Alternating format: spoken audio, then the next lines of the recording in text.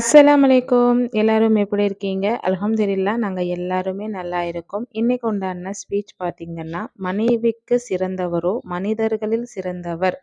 முறையற்ற தண்டித்தல் குடும்பத்தின் குழப்பத்தை அதிகரிக்குமே தவிர, அதை குறைக்காது. அதாவது ஒரு நேர்மை இல்லாத, ஒரு முறையற்ற ஒரு கண்டிப்பு குடும்பத்தில குழப்பத்தை அதிகப்படுத்துமே தவிர, அதை அது சரி செய்யாது அப்படின்றது தான் இதனுடைய பொருள்.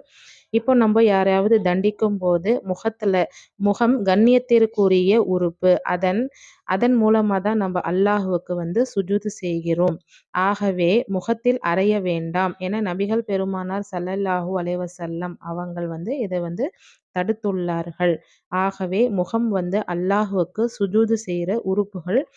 ஆகவே அந்த முகத்துல நம்ம அறையக்கூடாது. சுப்ஹானல்லாஹ். அனைவரையும் அல்லாஹு தஆலா காப்பானாக. ஆமீன்.